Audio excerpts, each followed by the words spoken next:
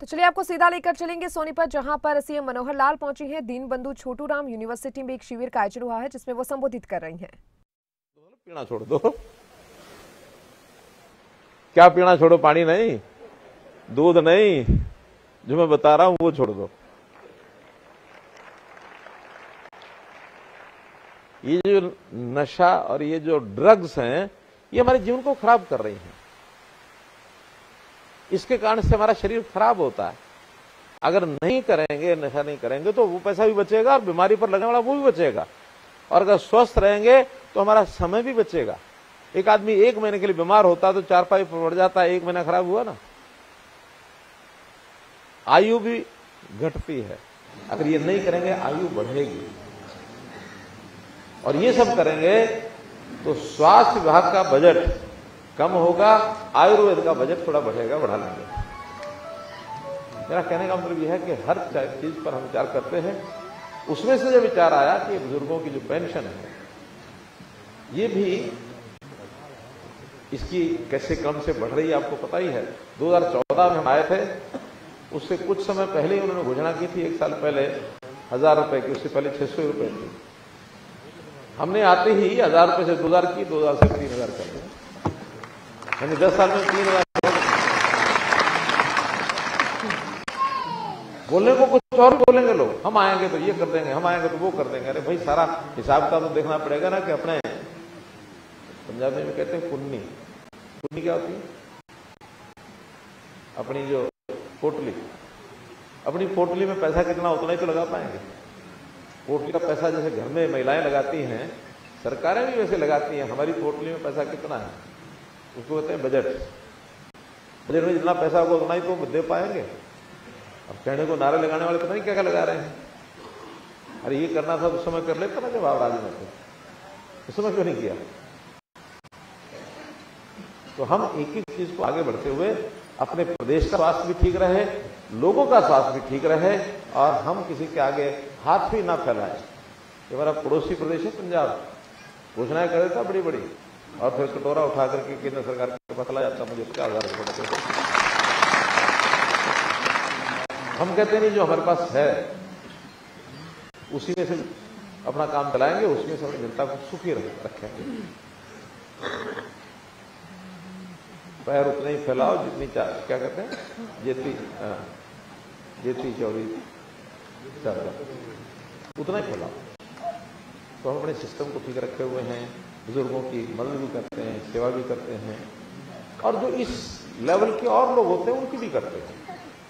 जैसे बुजुर्गों के साथ साथ हमने, जो हमारी बहनें दुर्भाग्य से विधवा हो गई, पति का देहांत हो गया, अब उनको भी उतना ही पैसा देते हैं कि उनके परिवार की भी उनकी थोड़ा चिंता की जाए। जो दिव्यांग होते हैं, शारीरिक कोई कमी रह जाती है, उनको भी पैसे देते हैं। और पिछले दिनों में अचानक जो हमको ध्यान में आया कि भाई जिनकी पत्नी डेथ हो गई, जिनके पति की डेथ हो गई, विधवा को दिया। जिसकी पत्नी की डेथ हो गई उसका, उन्होंने कहा उसकी भी लगा दो। 40 साल के बाद अगर वो दूसरी शादी नहीं कराता तो उसको भी पेंशन देंगे 3,000। और फिर कुछ लोग ऐसे भी होते हैं जिनकी किसी भी कारण से, महिला हो चाहे पुरुष हो, शादी नहीं होती, 45 साल के बाद क्यों लगा दो, वो भी करें। हाँ, आय की सीमा जरूर हमने रखी है कि इस आय से ज्यादा हो तो फिर नहीं देंगे। वो इसलिए भी रखी है, कुछ लोग उंगलियां मेरी तरफ करने लगे थे, उन्होंने अपने लिए बनवाने। मैं कहा नहीं, मेरी आय उतनी, उससे ज्यादा है, मैं उस सीमा में नहीं आऊंगा।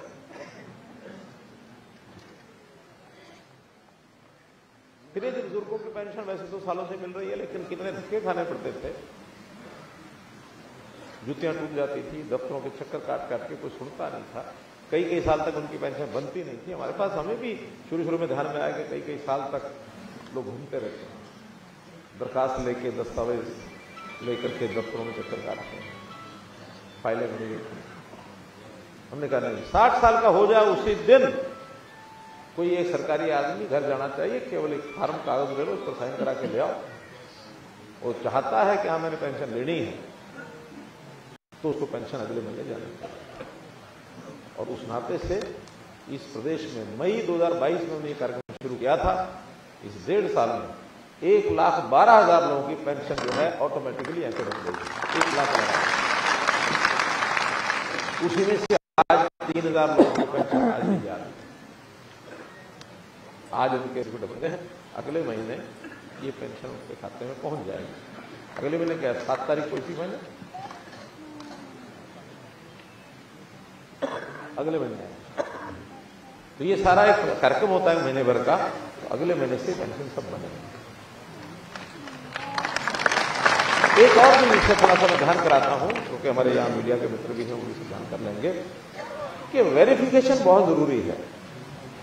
जैसे 60 साल की उम्र हो गई कि नहीं, जरूरी है, क्योंकि 8 साल पहले हमको ध्यान में आया कि कांग्रेस के टाइम के ऊपर कुछ लोगों ने 50 साल, 52 साल, 48 साल, 55 साल को उन्होंने पेंशन बढ़वा ली, और जब उसका वेरिफिकेशन हुआ तो फिर डिपार्टमेंट ने कहा कि नहीं वापस लाओ, रिकवरी निकाल दी उनके ब्याज समेत।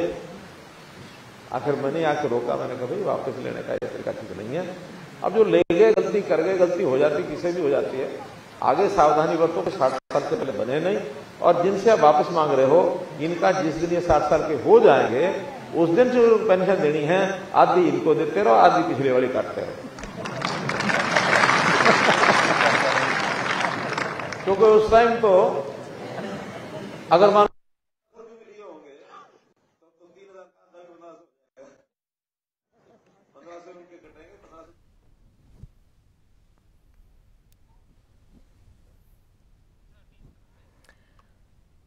भारत संकल्प यात्रा के तहत एक शिविर का आयोजन हुआ है, जिसमें मुख्यमंत्री मनोहर लाल पहुंची हैं सोनीपत और वो संबोधित यहां पर कर रही हैं। कई बड़ी बातें उन्होंने कही, युवाओं को नशे से और ड्रग्स से दूर रहने की बात उन्होंने कही।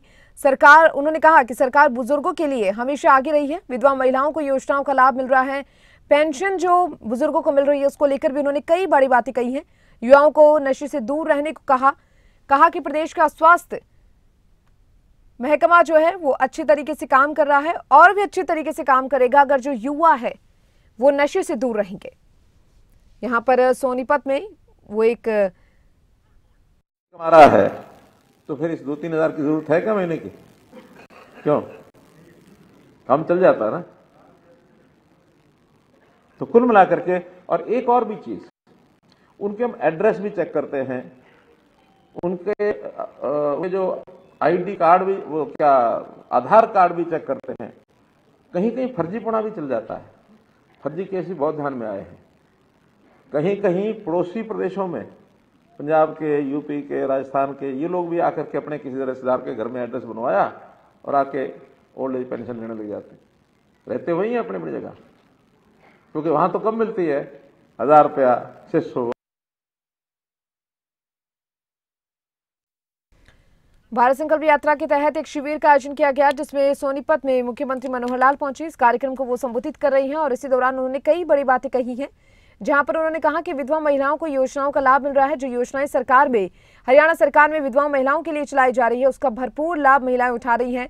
प्रदेश का स्वास्थ्य ठीक रहे, इस पर काम करना है। युवाओं को उन्होंने नशे से दूर रहने की नसीहत दी है, नशे और ड्रग्स से दूर रहने की नसीहत उन्होंने युवाओं को दी। इसी के साथ ही उन्होंने कहा कि सरकार जो है, हरियाणा सरकार बुजुर्गों के लिए काम कर रही है। बुजुर्गों के लिए जो पेंशन स्कीम थी उसको काफी बेहतर किया गया है। और भी कई बड़ी बातें हैं जो मुख्यमंत्री मनोहर लाल ने इस दौरान कही। इस दौरान मुख्यमंत्री